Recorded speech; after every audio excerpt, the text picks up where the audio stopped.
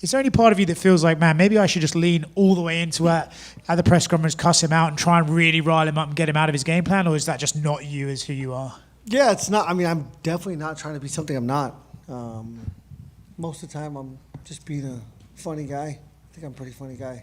A lot of things when something's in text, it's very, very hard to understand the context of things rather than when you see a video. Were you surprised he took some of the, you would leave him as well comments quite so badly, or did you kind of figure he would maybe? No, I mean, again, nobody's ever seen a video of that interaction. Nobody. You can't pull it up. It's not out there. They only put the text out. So I was joking. I thought it was funny. You said in this fight that you have to do something that other guys don't tend to do against Ilya, and that's go forward and be very aggressive. Is that the game plan, or are you kind of giving us a bit of misdirection there? What exactly is your intentions in this fight? Everything is misdirection. I'm never gonna, show my cards before the fight. So we'll see. When you look at Ilya's resume, and you fought the best of the best as well, right? But yeah. him beating Max and Volk and Charles in the way that he did, where do you rank him against the names that we consider greats, like those names? Where do you rank him in his skills? He's up there. I mean, his last 3 fights have been spectacular. He is one of the best in the world. He is the best in the world right now. He's considered the best in the world. Top 2. He's number 2 on the pound-for-pound division list. And, yeah, this is a huge task for me, huge challenge. I'm a huge underdog, and I love the challenge. This might sound like a weird question, but you just mentioned there the odds and the fact that you're the underdog. Do you consider yourself the underdog here? Do you look at him and think, man, this is a challenge, I'm going to have to really be on my best? Or do you think, like, no, these people are counting me out way too early and they don't know what I know? I mean, he's beat 2 people that knocked me out. Well, Charles didn't knock me out, but he pretty much knocked me out before he choked me out. Yeah, I mean, he's up there, man. This is a huge challenge for me, huge challenge. But I don't see myself as the underdog. I feel like I'm ready and I'm capable of beating this guy. Obviously, I wouldn't be at this stage, and I wouldn't be in these level of fights if I didn't have that self-belief in myself. Justin, right here. I've watched a couple of your interviews, and a lot of the questions surround, like, are you excited to fight at the White House? What do you think of the magnitude and this and that? And you've responded a few times with, I don't have emotions about this right now. It's just like a normal fight week and everything. You've also used phrases like, I don't expect to be alive Sunday, or Monday for this one, fights are Sunday. Is this something you've learned along the way, or have you always been like, shut out the noise and this? I mean, I've learned, again, through if you don't understand and believe the danger is real, then your body doesn't do like primal things. And I need to, obviously I am in danger, and the danger is real, and so I just convince myself and believe it as much as I can so that my body will go to a special place. In these fights, I'm able to perform the way I perform because I go to a very primal place. It's not like I'm in there having thoughts and making these choices. This is just who I am, and it's how my body, reacts to these situations. So you don't like to look past the fight nights, but do you ever reflect on your career, like fighting in that empty arena, going to Abu Dhabi to fight Habib, the Paramount debut, Madison Square Garden? Do you reflect on that after the fact? Yeah, I do. I use it, for lessons, to not repeat. Again, Oliveira was at home, home field advantage in Arizona. I had already failed fighting for the belt once. This is my second chance. I wanted it so bad, and the more you want something, the worse you do sometimes. So, yeah, you can't make it bigger than what it is. And then one of the things you said that stuck out to me at Media Day before the Patty fight was you were kind of responding to what he was saying, is that, like, he's not experienced the build to a title fight, preparing for these 5-round fights, and you know what to expect. How do you prepare for a fight outside at the White House? And as Dana White said, Super Bowl numbers for this event, because not only have you not experienced this, I don't think anyone will experience this. Yeah, I mean, again, whenever there's so much danger in front of you, none of that matters. The humidity is the only thing that's going to be a factor. We're going to be either sweatier, hotter, and so I put myself into hot environments. I put myself into a sauna before my workouts so that I go through my workouts, with my body heat elevated, or I go into the sauna mid-workout and, really peak my temperature, my body temperature, so that I have to perform in that atmosphere. And all I can do is try to replicate the atmosphere that I'm going to be in. Look at all the almanac information from the last 50 years, and it says between 70 and 80% humidity. But I have been here the last 3 or 4 days. I've been outside around the time I'm going to fight, and it's been nice. It's been really nice. Nothing compared to the sauna. Hello, Justin.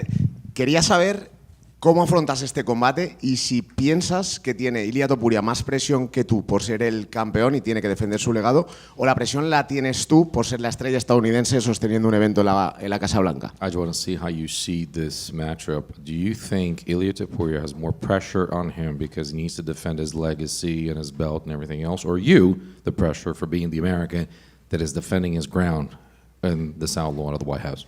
Yeah, I think it's a little bit of both. I think, the way that he's talked about me and the way that he's diminished my abilities really puts him into a corner where he has to have a spectacular performance, or else he's going to, have even if he wins and has a tough fight, he's going to have a tough fight against the guy that he says does not belong in the cage with him. And so that puts a lot of pressure on yourself to have to finish me early. He's going to finish me in the first 2 minutes, he says.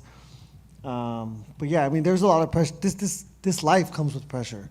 I never would have expected to be sitting in front of all you guys and having to answer all these questions. I'm supposed to be, in my small hometown doing nothing, working in a mine probably. So yeah, this whole life has been crazy, and there's a lot of pressure, but I love pressure, and that's why I chose this life.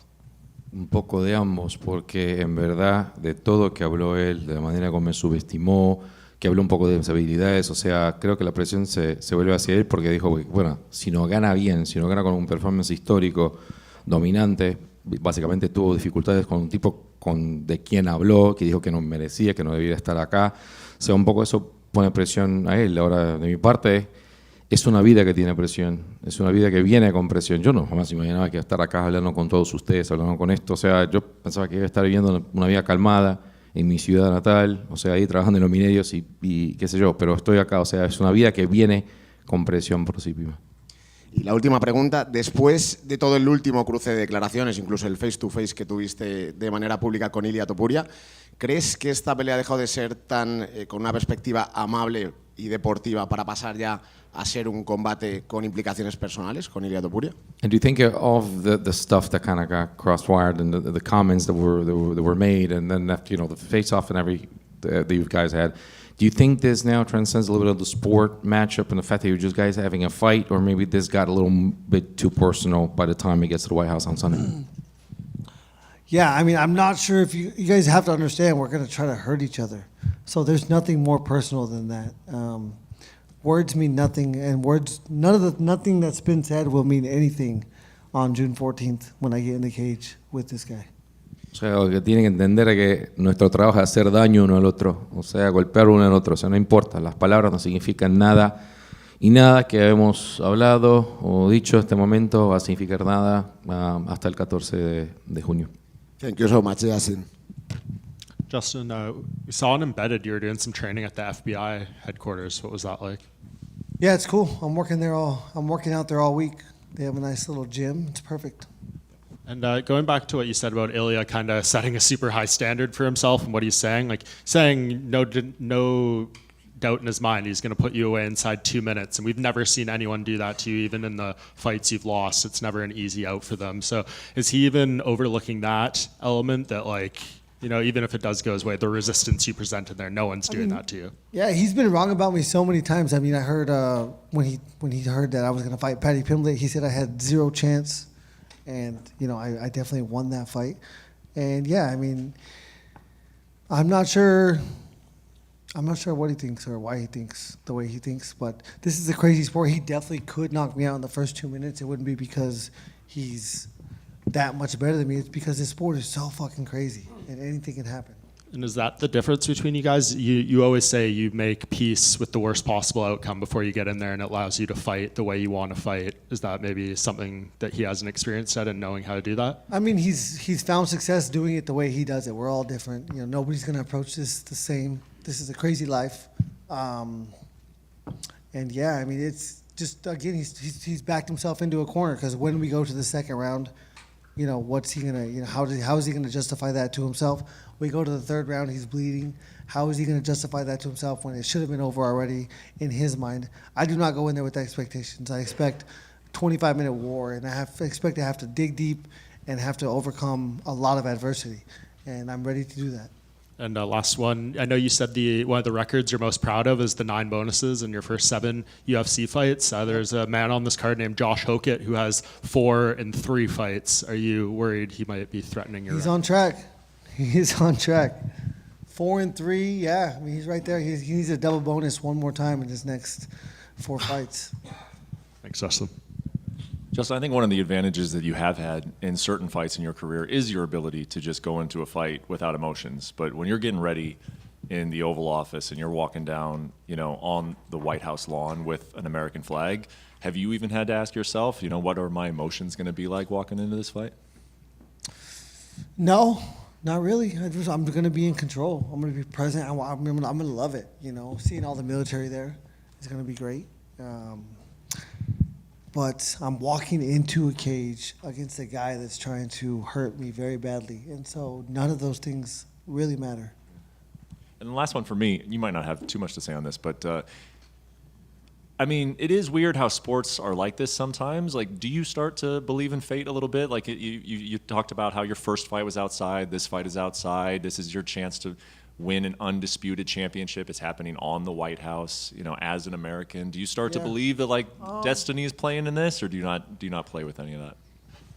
I think my destiny is to inspire people through my actions. I don't think that I deserve anything more than anybody else. I don't think I'm better than anybody else. I don't think I've been chosen by God.